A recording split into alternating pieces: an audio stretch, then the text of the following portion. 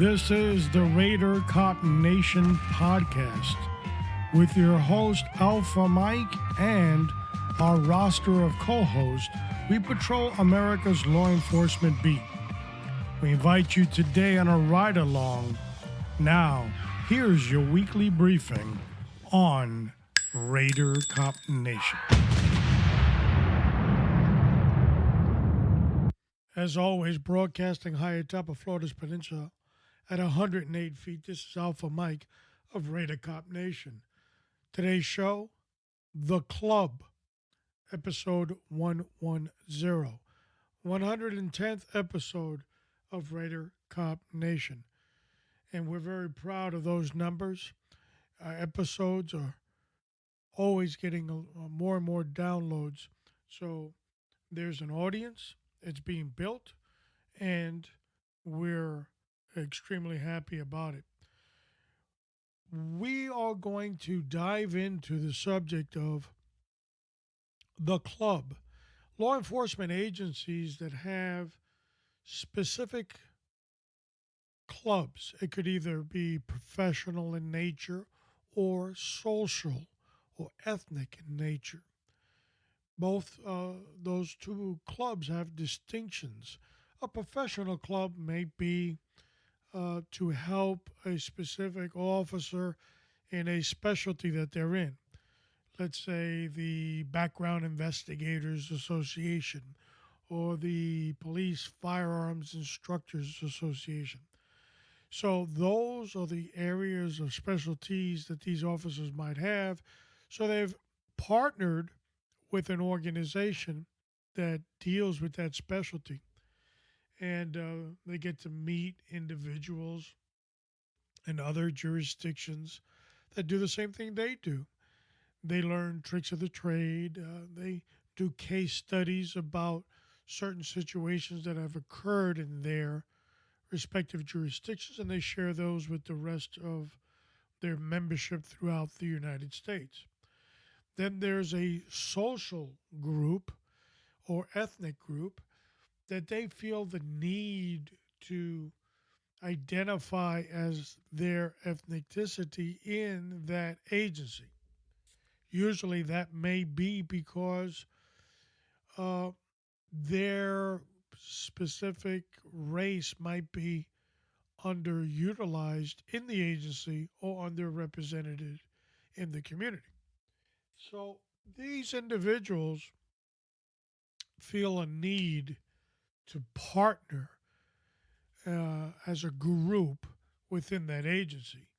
Today, the cop is going to take us through the journey of the club that is mostly social in nature, how the agencies can benefit from that and help them become a better agency. So, of course, if you want to continuously get in contact with us, it's not too difficult. All you have to do is dial RaiderCopNation.com, and there you will see our social icons, Twitter, Facebook, and Instagram, and so forth. And you can connect with us, contact us. Maybe there's a subject you want to talk about or hear us talk about, so you can connect with us there. As the connection is there. Sometimes people do ask questions that pretty much have been already answered in the podcast. They just didn't pick up on it. So, but we encourage you to be a part of Raider Cop Nation. That means an active listener. So if you have questions, concerns, or comments, we'd like to hear it. We are continuing to do our series on Test Everything 1521. We were going to do a launch date of October 9th. We've pushed that back to October 16th. And you're not going to be sorry that you don't. Remember, it's less than 15 minutes, the powerful Word of God for your life. If you're AWOL from church and you need some spiritual guidance to pick you up, we all do at some point of our lives and our career. 15 minutes or less, there's a subject for you on Test Everything 1521. You can reach us, you can hear the shows and reach us on radiocopnation.com. There's an icon on the top of the page that says Test Everything. Click on that and you can hear our broadcast. Remember, our shows only last 90 days on the website. After the 90th day, it disappears. But we know that the Word of God always continues, it flourishes. The seed is planted and it will flourish. Now, without any further ado, let's take you to the Word of the Week.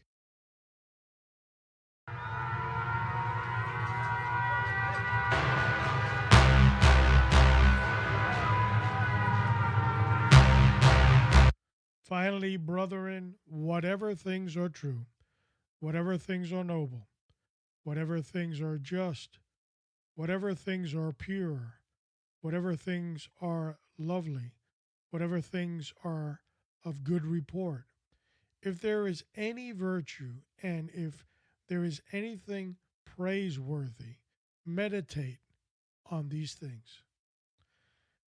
And as always, the Word of God lifts you up and it builds you. And this is why we tell you. Here, God is telling us to reflect on certain things. And there's a big picture. As you reflect on every one of those things, it gives you a better picture of where you stand and who you are. So, we gave you the rundown the schedule last time you were with us in 109, episode 109, and we stayed to the schedule. And after this, what comes up next is yours truly, Alpha Mike on situational awareness, and we'll discuss that.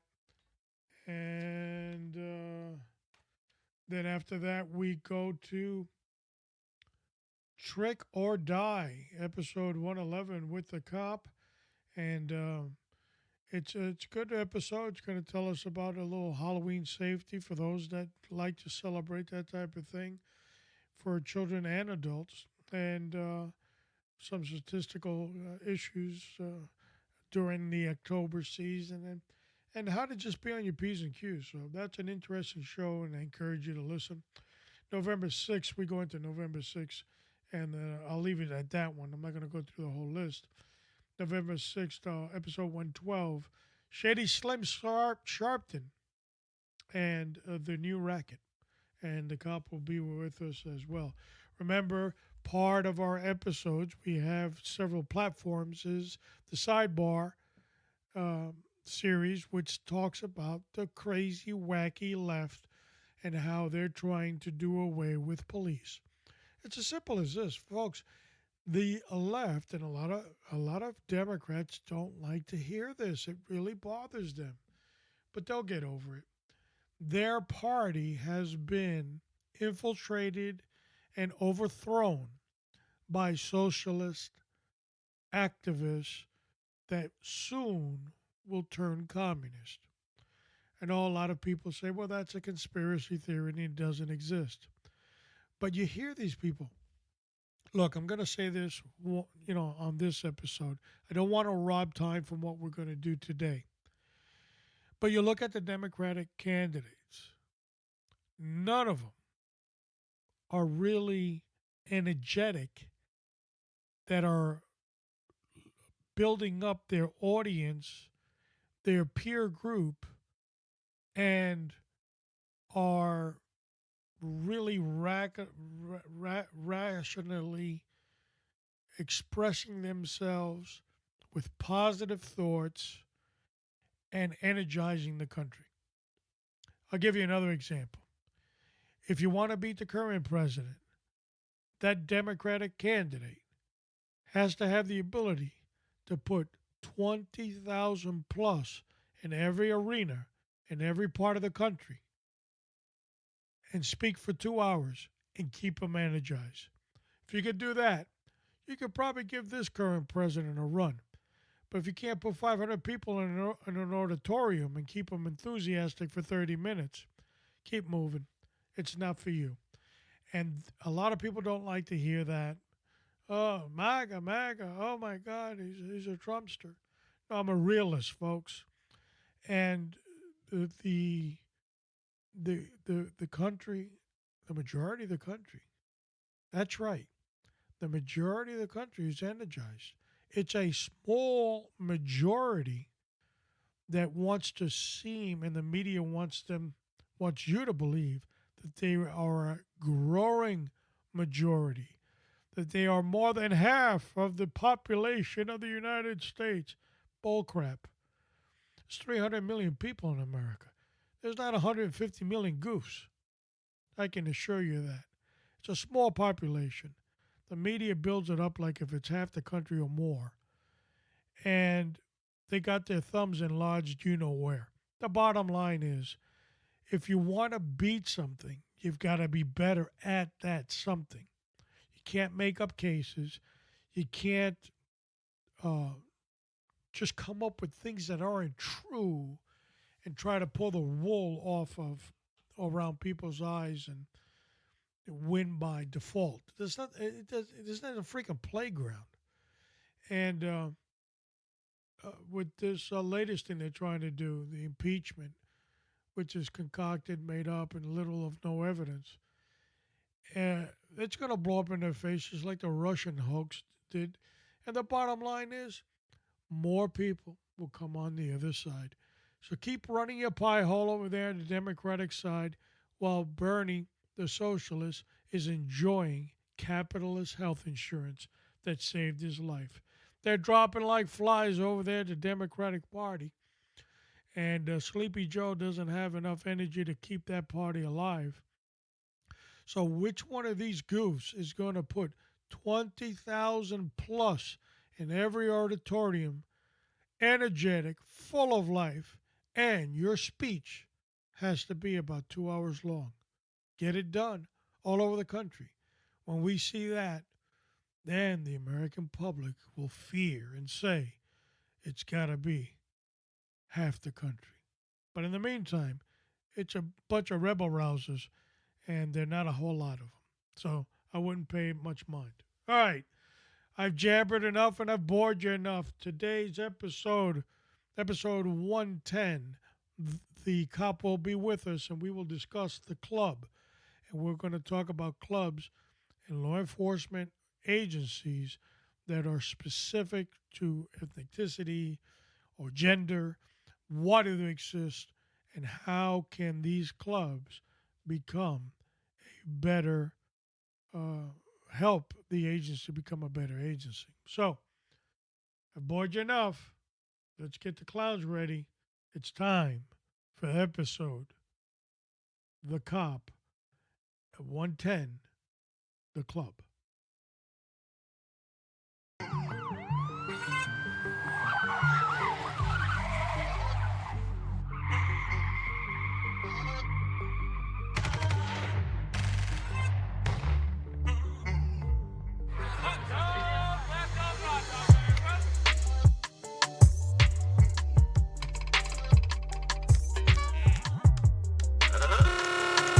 Ladies and gentlemen, boys and girls, children of all ages, welcome to the main event.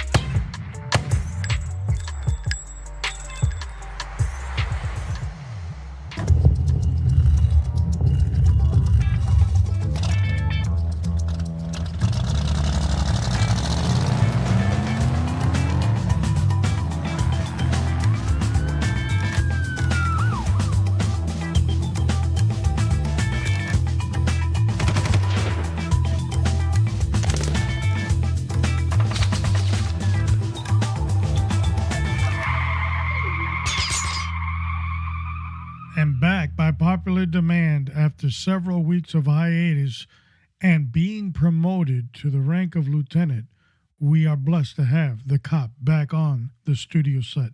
Welcome back. Oh, thank you, sir. Thank you for having me.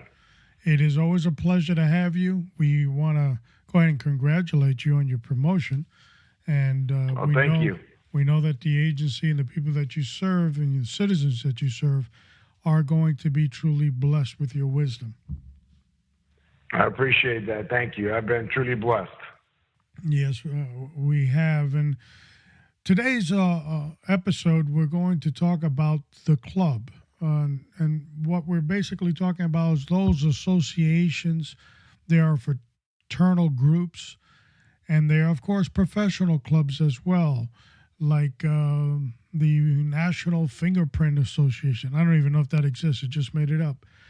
And also these fraternal or social organizations that primarily started to exist in the 60s, maybe 70s, and early on. A lot of them have to do with ethnicity.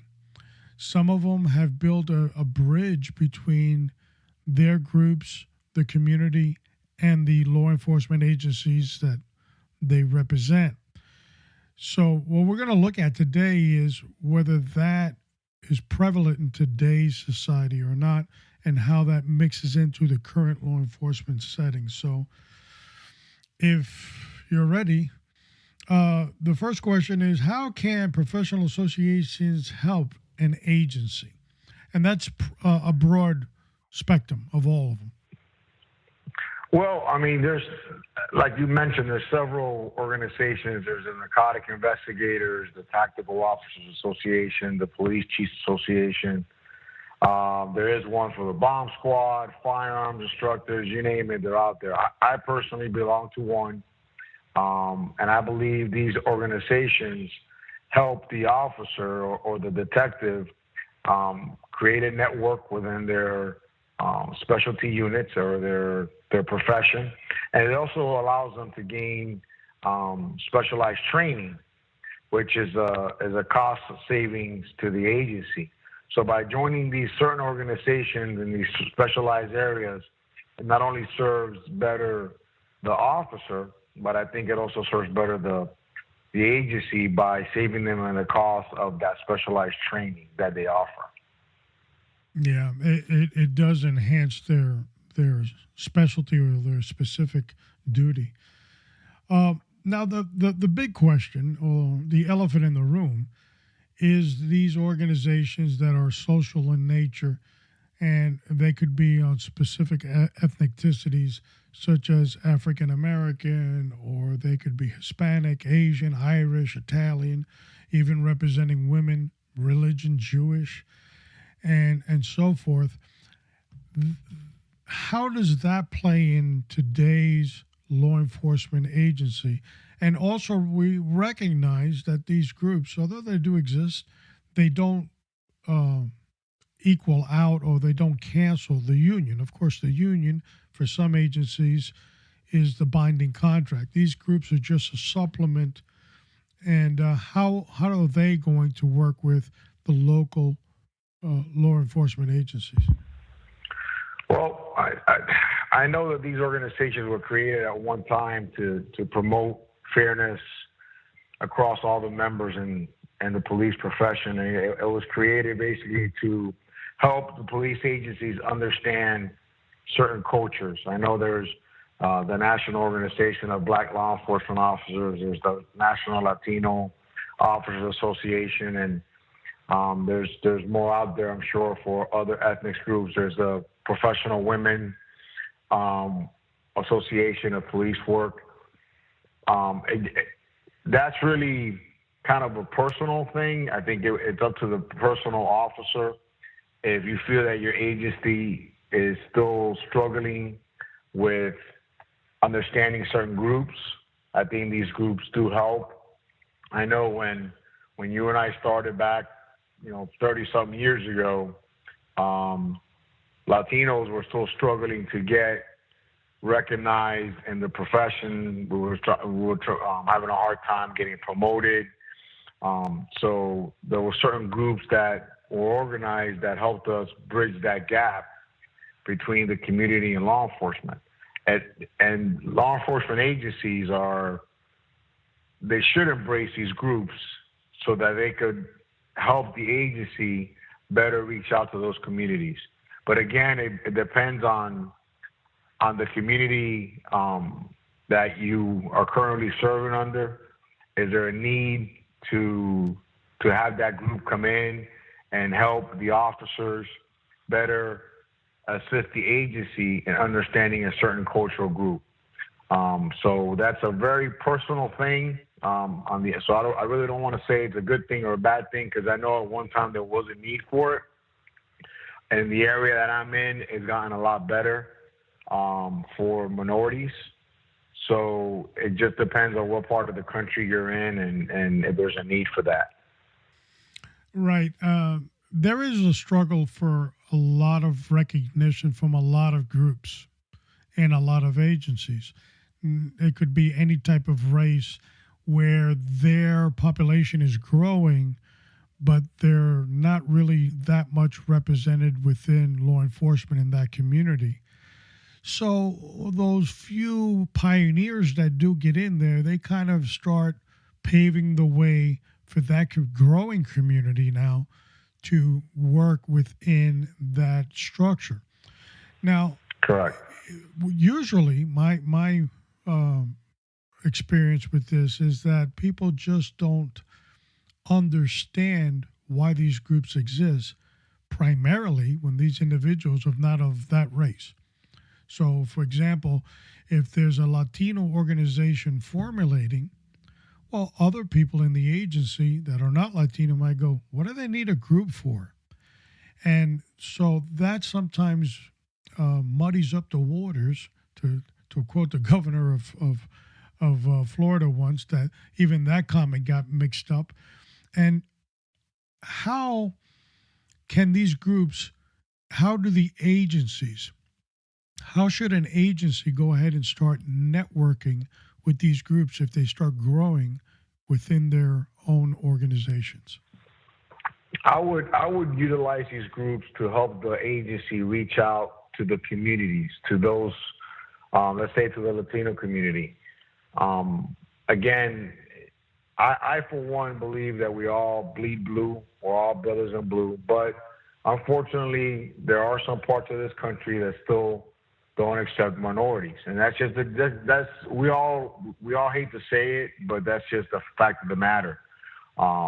And these groups do help educate the agency, and at the same time, and it helps cap the agencies with that community, because now you could send that group out to represent the police profession into the community. Like, for example, we have a high migrant community here in the area in which I serve.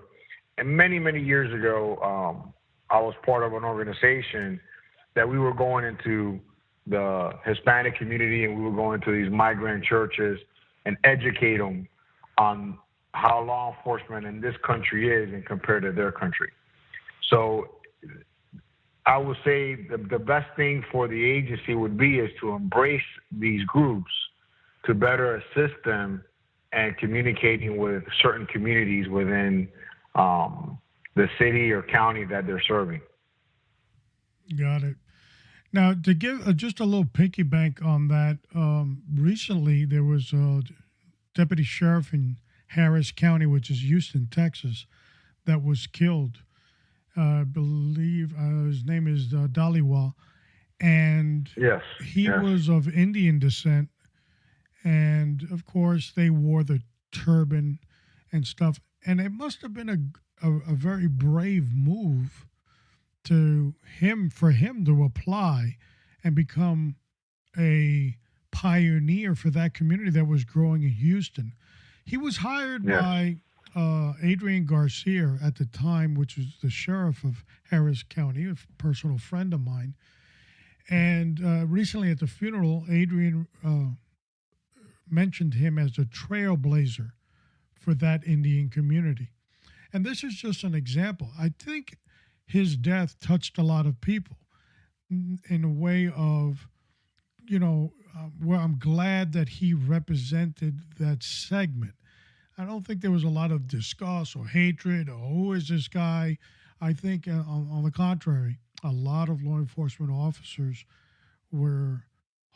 their heart was broken because he had died. And the work that he did in Houston really paid dividends to the Harris County Sheriff's Office. And that's just an example of what we're talking about today. Yeah, and I mean, it was eye-awakening for me when I saw it in the news and I've seen it on social media outlets. Because here in Florida, I don't know of anybody from that community that is currently serving, and it was very eye-awakening of how many people are in law enforcement. Because at his funeral, there was a big group of his community there, that law enforcement from all over the country that came to his funeral. So it educated me that we have that group of people who are now in law enforcement as well. Yeah, and being understanding that although that group doesn't represent the communities that we serve, but they do represent a community. And so, he is a trailblazer. It takes a tremendous amount of courage to go in there with your beliefs, and and even the agency chief that has to accept it. It takes a lot of courage too. I think Houston's a better place because they have done that. And so Yes. our heart goes out to the Harris County Sheriff's Office for that loss. Now here's another $64,000 question: is I am of an ethnic group, let's say, it doesn't matter which one, in my agency, and there's a group that's there.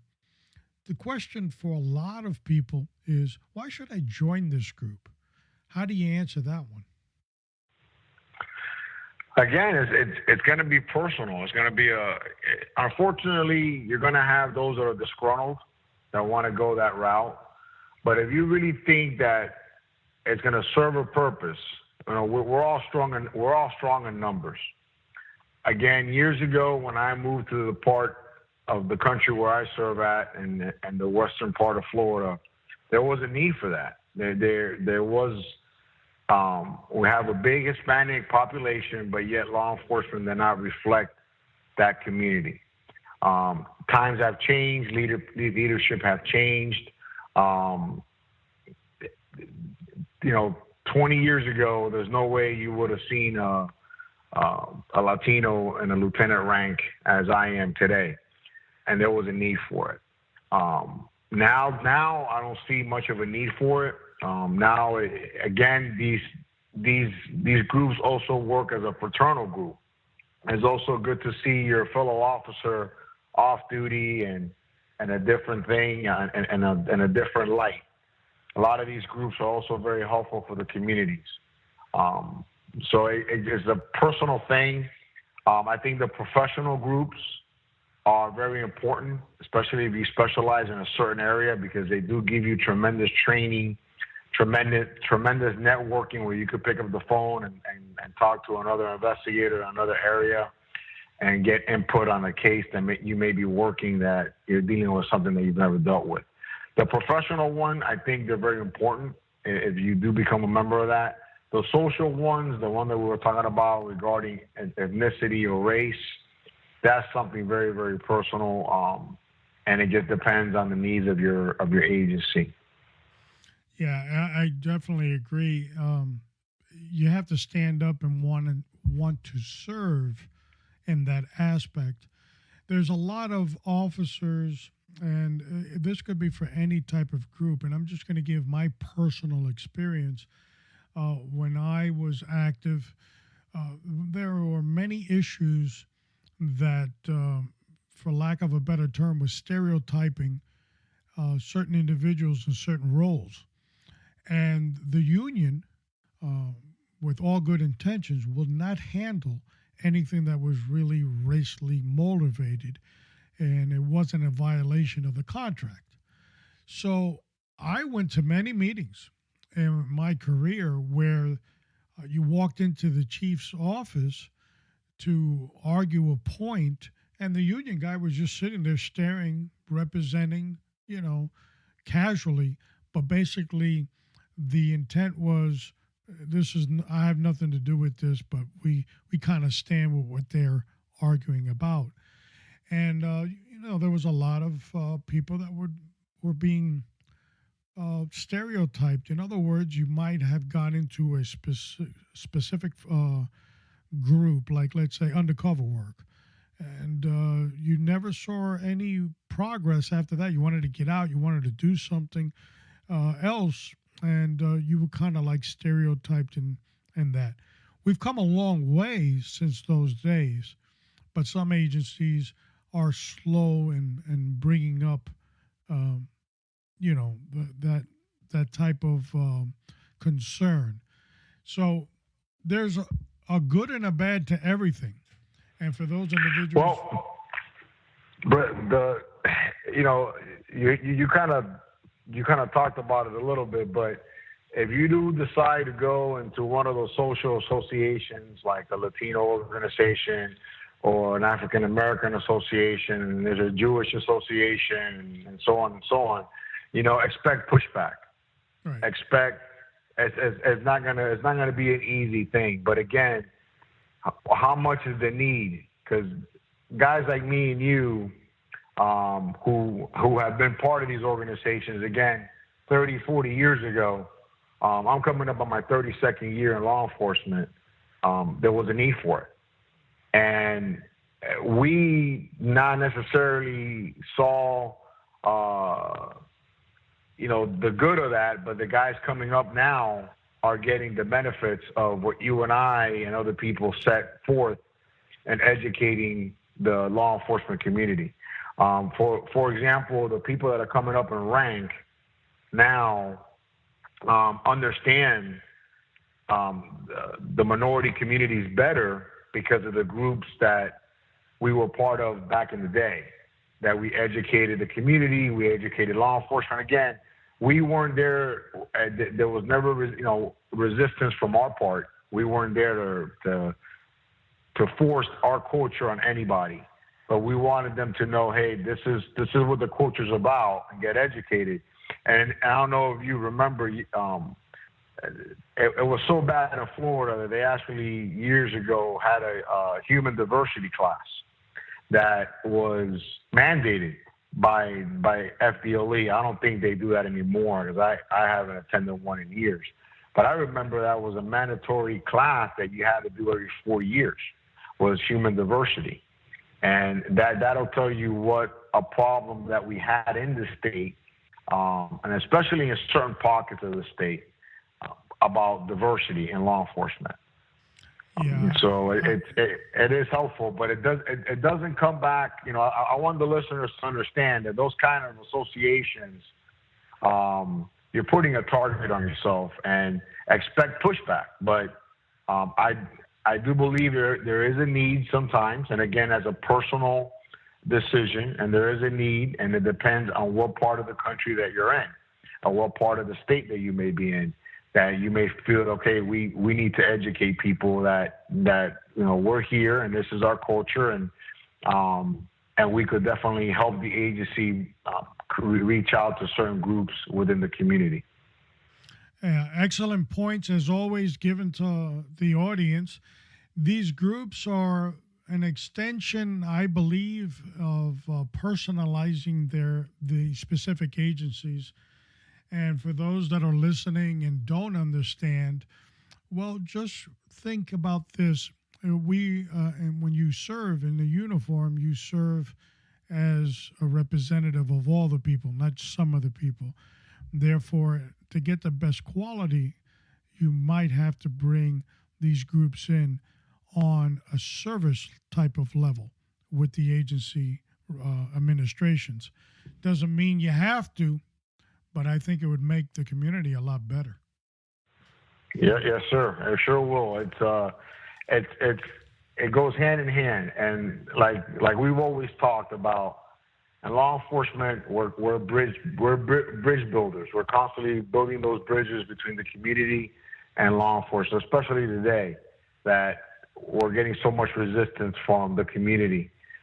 So it's good to embrace those certain organizations to help build those bridges. Yeah, I know when I retired, that was 3 years ago. One of the functions that I had was a liaison to the Florida Department of Law Enforcement and training, and the the racial issue and the mandatory training was still there. Uh, they were terming it wasn't an actual course anymore, it was a conversation. So if an officer came in for a 40-hour course, they had to have some type of conversation about ethnicities. And I asked one of the administrative heads in Tallahassee, why do we continue doing this? They've been doing this since I started. And she answered by saying, you should see the caseloads we have of complaints. That says, Oh, yeah. And when you talk about cultural diversity, it's such a broad statement. I remember taking that class, and they were basically educating police officers on. They were trying to teach the police officer on the Hispanic culture, right. but they were basically talking about the Mexican culture. And I remember within that class, and I was a young man. And, and I told the instructor, I go, when you talk about Hispanic or Latinos, it's such a broad area of people. And you're teaching these officers about the Mexican culture, but, you're not talking to them about the Puerto Rican, the Colombian, the Dominican, because it's very broad. Yes. So it's come a long way, I believe. Again, I've seen it. I've seen it from you were not going to get anywhere to now you're seeing more and more minorities in ranks throughout the state. It's more of an equal playing field now. So it's come a long way. But again, those kind of groups, and I emphasize it a lot, it's a personal choice. And it's on an agency-to-agency basis. It just depends on where you're at and where that need is at. I think most police executives today are not the police executives that were back in the day when you and I were coming up. True. Very true. Well, as always, we appreciate your time and your experience and wisdom. We will definitely put this on the books with this episode, The Club, episode 109. Thanks for coming on Raider Cop Nation, my friend. Well, thank you. I always enjoy my time, and thank you to your listeners. And God bless all of our soldiers serving across the country and all of our police officers and firefighters, and may God keep you protected. And thank you for listening. Amen.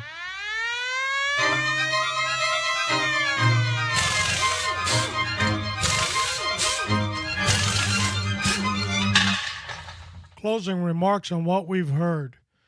We discussed the club. We discussed it's a personal position that the individual is going to have, whether they want to take part in that type of social club, and what benefit will they serve if they do join. I can tell you from personal experience, and I want to share a little bit of my journey in those clubs. And a lot of people know that I served for over 20 years in different capacities in these clubs, ranging from my first assignment was media liaison, and I did obtain quite a pretty big list of media people, and we would be contacted to be expert witnesses or expert guests, if you want to say, for a specific television program. And then, let's say if it was dealing with homicide or something like that, then we would go ahead and plug one of our members that would deal with that. And so that was successful. Then from there, I went on to Sergeant at Arms. I was also a board of director, and I was also the vice president. And most of my term in those organizations was served in the capacity of president. I had mixed emotions of different types of groups. that I was a part of. And I'm not going to get into that, but I did learn one thing, that the group has to identify with the community that it serves. If, let's say, you have a group that is a national segment and it has memberships or chapters all over the country, sometimes those messages at the national level don't mean anything to that specific group of individuals in the local community. And you're only as strong, or your group is only as strong as your local group. So it's a delicate blend of both. It's a lot of diplomacy. And I can tell you from experience, the behind the scenes, behind the curtain, wheeling and dealing that is done on a daily basis is ultimately mind boggling. I'll give you an example.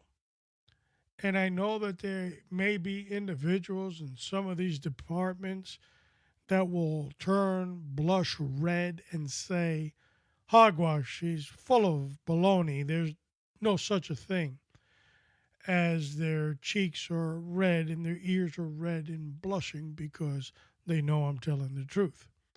So let's say John Doe is an officer in a specific agency and an incident occurs where several officers were disciplined for an incident.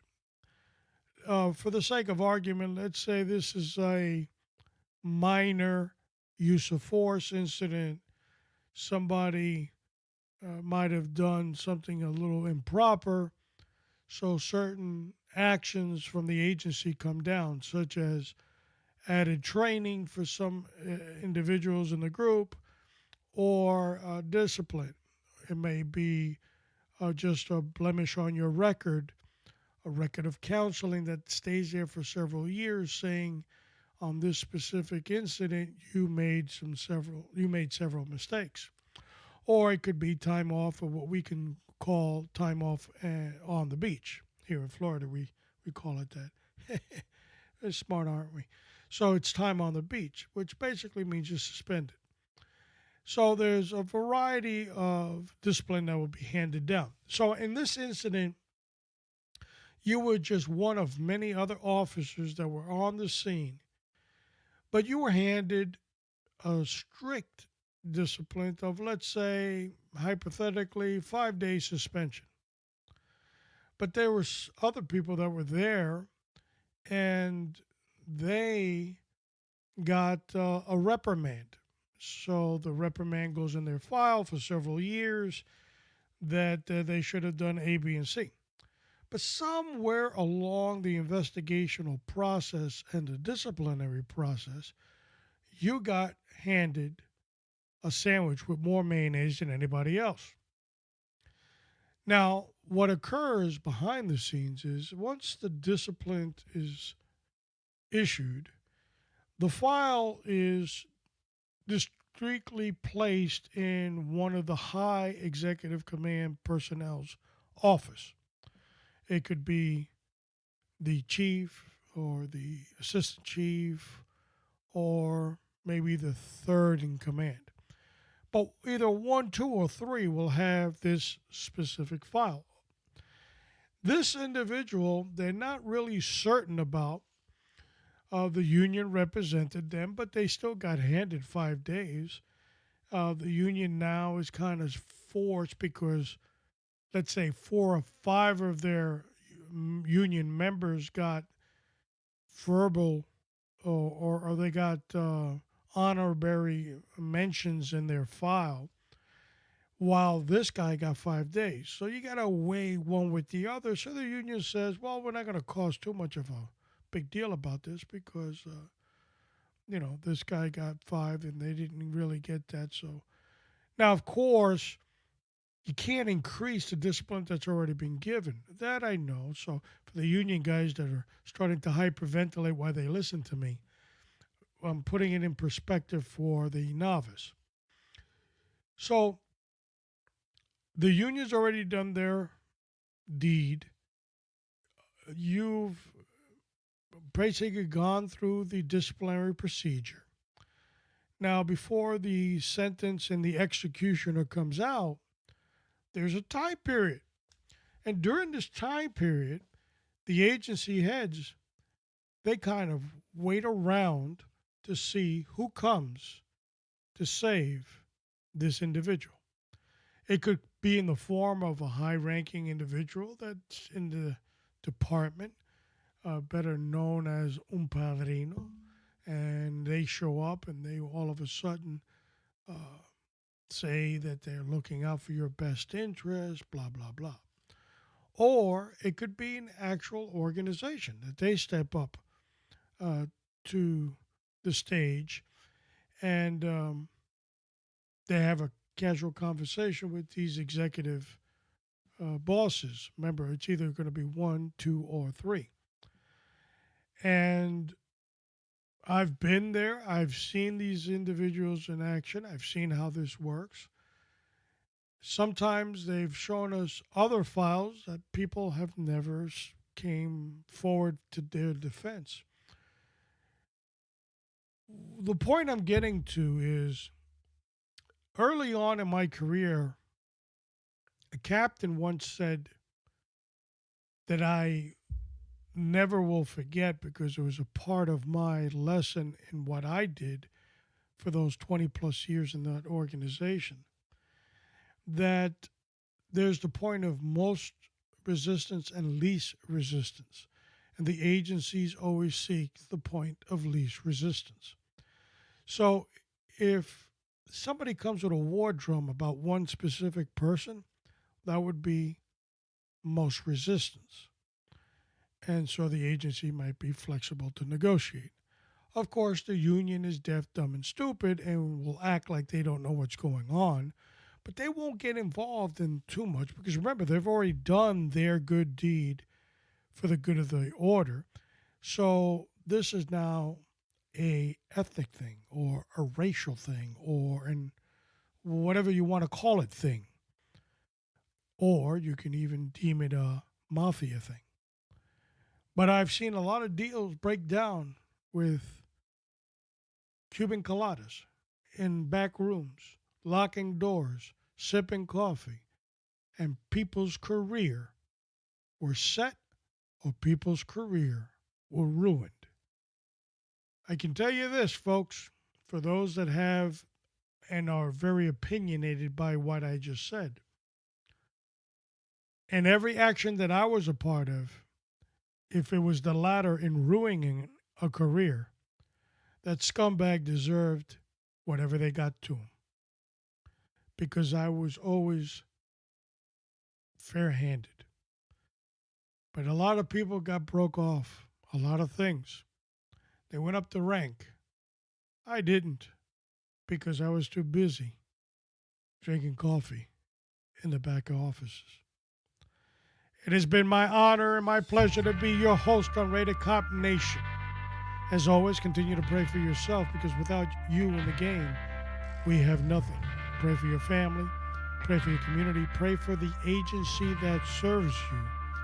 And most importantly, continue to pray for the United States of America. This is Alpha Mike, and I'm out. And guide her through the night with a light from above, from the mountains to the prairies to the oceans white with foam. God bless America, my home sweet.